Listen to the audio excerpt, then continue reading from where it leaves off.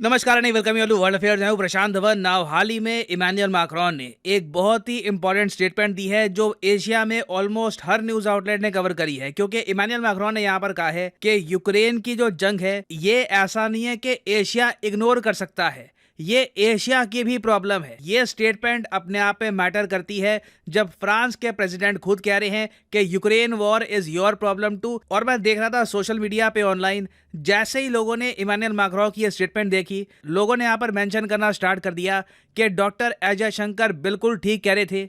European countries का एक mindset है कि मेरी प्रॉब्लम तुम्हारी प्रॉब्लम है, मगर तुम्हारी प्रॉब्लम मेरी प्रॉब्लम नहीं है। ये जो एक छोटी सी क्लिप है ये मैं आपको दिखाना चाहता हूं, उसके बाद आगे जो ये टॉपिक है कंटिन्यू करेंगे और हम ये भी जानेंगे कि इमैनुअल मैक्रोन ने अचानक से ये स्टेटमेंट दी भी क्यों है। यूरोप कौन सा बड़ा कदम उठाने वाला है 5 दिसंबर को। Somewhere Europe has to grow out of the mindset that Europe's problems are the world's problems, but the world's problems are not Europe's problems. That if it is you, it's yours. If it is me, it's ours. I think that's something, and I see, reflections of that. ना ये जो statement थी by doctor S Jaishankar, of course ये statement पुरानी statement है, कुछ महीनों पहले इन्होंने स्टेटमेंट दी थी, मगर ये भारत की विदेश नीति में एक डिफाइनिंग मोमेंट है जब एक विदेश मंत्री ने इतना फ्रैंकली यूरोप को एक्सपोज किया है। और इमैनुअल मैक्रोन की जो स्टेटमेंट है ना कि देखिए एशिया इग्नोर नहीं कर सकता यूक्रेन की प्रॉब्लम, ये यूक्रेन वॉर जो है ये आपकी भी प्रॉब्लम है, इससे साफ साफ पता लगता है कि इमैनुअल मैक्रोन को कोई इतना खास मतलब नहीं है कि एशिया में क्या प्रॉब्लम चल रही है, एशियन कंट्रीज की क्या अपनी प्रॉब्लम है, मगर ये जरूर चाहते हैं कि जो इशू यूरोप को प्रॉब्लम दे रहा है वो एशिया भी रेस करे। हालांकि मैं यहाँ पर ये ऐड करूंगा, बिल्कुल हम इस बात को एक्नॉलेज करते हैं कि फ्रांस इंडिया का एक मित्र मुल्क देश है। और रिसेंटली हमने देखा कि यूनाइटेड नेशंस में जब डिबेट हुआ कि यूनाइटेड नेशन सिक्योरिटी काउंसिल का अब विस्तार करना चाहिए, तो फ्रांस ने बहुत ही अग्रेसिवली ये कहा कि बिल्कुल G4 कंट्रीज को मिलनी चाहिए यूएन सिक्योरिटी काउंसिल में परमानेंट सीट। G4 कंट्रीज आपको पता होगा भारत, जर्मनी, ब्राजील और जापान। यूके के साथ मिलकर फ्रांस ने काफी यहाँ पे इंडिया को प्रमोट किया as a permanent member of UN security council. मगर हमको ये बात भूलनी नहीं चाहिए कि ग्रैंड स्ट्रैटेजिक विजन की अगर हम बात करें तो फ्रांस एक यूरोपियाई देश है, इंडिया एक एशियन कंट्री है।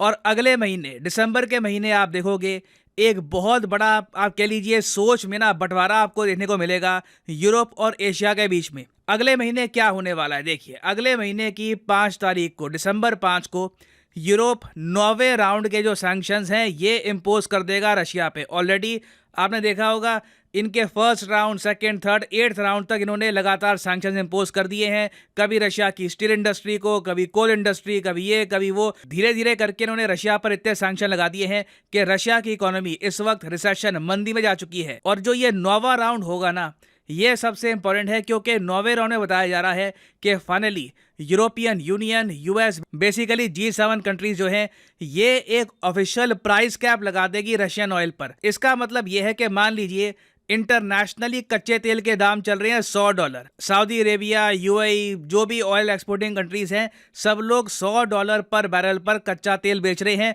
ऑब्वियसली रशिया भी उसी दाम पर बेचेगा, मगर प्राइस कैप का मतलब यह है कि G5 कंट्रीज पूरी दुनिया को फोर्स करेगी कि तुम लोग रशिया से अगर ऑयल परचेज करते हो ना तो इस शर्त पे परचेज करना कि तुम लोग $70, $60 या जो भी प्राइस कैप तय किया जाएगा उससे ज्यादा रशिया को नहीं दोगे।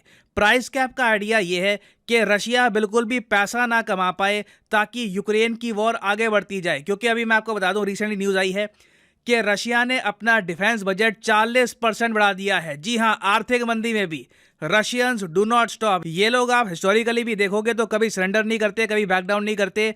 व्लादिमीर पुतिन ने एक बड़ा स्टेप लिया है जिससे होगा क्या कि अभी के लिए देखो दुनिया में नंबर 1 डिफेंस बजट है यूएसए का, नंबर 2 पे चाइना का है, नंबर 3 पे इंडिया का है और उसके बाद आती रही बाकी कंट्रीज। मगर अब रशिया का डिफेंस बजट हो जाएगा $84 बिलियन। इससे आप देखोगे कि रशिया सीधा उछल के आ जाएगा, रैंक 3 पर इंडिया को रिप्लेस कर देगा। तो रशिया बिल्कुल एक लंबी जंग के लिए तैयारी कर रहा है। यूरोप ये चाहता है कि रशिया के पास इतना पैसा ही ना आए कि ये लोग एक बहुत ही बड़ा डिफेंस बजट अफोर्ड कर पाएंगे। इसलिए प्राइस कैप का आइडिया यूरोपियन यूनियन, उसके अलावा यूएस, ये सब मिलके पूरी दुनिया पर फोर्स करना चाहते हैं। और इसका मैं इम्पैक्ट ऑलरेडी देख रहा हूं। भारत में जो रिफाइनरीज हैं, देखिए रशिया से तेल डायरेक्टली भारत सरकार तो खरीदती नहीं है। हमारी जो रिफाइनरीज हैं, फॉर एग्जांपल रिलायंस हो गया, उसके अलावा ONGC है, OIC है, ये सब ऑयल नेचुरल गैस परचेज करते हैं रशिया से। तो ऑलरेडी मैं देख रहा हूं कि चाहे रिलायंस हो या फिर बाकी इंडियन रिफाइनरीज हो, सबने अभी के लिए रशियन ऑयल पर अंकुश लगा दिया है। जी हां, इसका इम्पैक्ट ग्राउंड पे हो रहा है। ना सिर्फ Indian companies, even Chinese companies, पूरी दुनिया अभी के लिए थम गई है।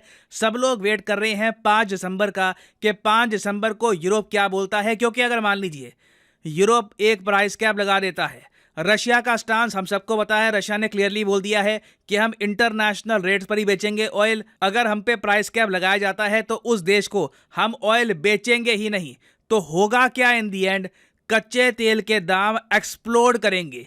दुनिया भर में ऐसी इन्फ्लेशन आएगी कि कई देशों में लोग हो सकता है कि भूख के मारे मारे जाएं। मैं ऑलरेडी देख रहा था कि डोनाल्ड ट्रंप के कैबिनेट के टाइम में जो इनके बाकी मंत्री थे, सब लोग कह रहे हैं कि जो G7 कंट्रीज का रशियन ऑयल कैप वाला आइडिया है, ये अब तक का सबसे रिडिकुलस आइडिया है। पर्सनली आप मुझसे पूछे तो मैं इनसे एग्री करूंगा, बिल्कुल खराब आइडिया है। As an Indian, as an Asian मैं कहूंगा इससे बर्बादी ही आएगी। कई देश जो बिल्कुल बैंकरप्सी की कगार पे है, वो बैंकरप्सी की तरफ बढ़ जाएंगे। दुनिया भर में चाहे खाना हो, हर चीज हो, इसके दाम बढ़ने वाले हैं। ऑफ कोर्स इंडिया के पास यहाँ पर एक ऑप्शन ये है कि 5 दिसंबर को जो भी यूरोप करता है इसको हम इग्नोर कर दें और चुपचाप रशिया से तेल परचेज करते रहें कंट्री टू कंट्री डिस्काउंट पे। मगर प्रॉब्लम ये आएगी कि जो कार्गो शिप्स हम इस्तेमाल करते हैं ना ऑयल परचेज करने के लिए, वो कंट्रोल करता है US और यूरोपियन यूनियन। तो हमें एक पूरा नेटवर्क बिल्ड करना होगा इंश्योरेंस कंपनीज का, कार्गो शिप्स का, और ये रातों रात नहीं होने वाला। हमारे पास इतना टाइम नहीं है कि कुछ ही महीनों में ये सारी चीजें हम कर देंगे। तो अब आप समझ गए होंगे कि इमैनुअल मैक्रोन ने ये स्टेटमेंट क्यों दी है। ये एशिया को कह रहे हैं कि आपको भी हमारे साथ संघर्ष करना होगा। यूक्रेन वॉर आपको भी इंपैक्ट करती है। बेसिकली आप कह लीजिए ना सिर्फ इमैनुअल मैक्रोन, यहाँ पे मैं इमैनुअल मैक्रोन को कोई टारगेट नहीं कर रहा, स्पेसिफिकली ये नहीं कह रहा कि वही बहुत बुरे हैं। यूरोप के बाकी बहुत सारे और लीडर आप अगर देख लो, चाहे जर्मनी के ओलाफ शॉल्ज या फिर बाकी कंट्रीज के जो लीडर हैं, सब लोग ये चाहते हैं कि एशियन कंट्रीज अपनी डिप्लोमेसी छोड़कर रशिया पे दबाव डालना स्टार्ट कर दे, जिससे अभी के लिए यूक्रेन को वॉर में एडवांटेज मिल जाए। तो जो 5 दिसंबर का बड़ा इवेंट आने वाला है, ये बात साबित कर देता है, चाहे 1 to 1 हमारे रिलेशन पोलैंड, फ्रांस, किसी और कंट्री के साथ बहुत अच्छे हो, मगर अंत में एक European country as a whole अपने कॉन्टिनेंट, अपने लोगों के बारे में सोचेगा। और यूरोप की सिंपल फिलॉसफी है कि मेरी प्रॉब्लम तुम्हारी प्रॉब्लम है, मगर तुम्हारी प्रॉब्लम को मैं इतना सीरियसली लेता नहीं हूँ।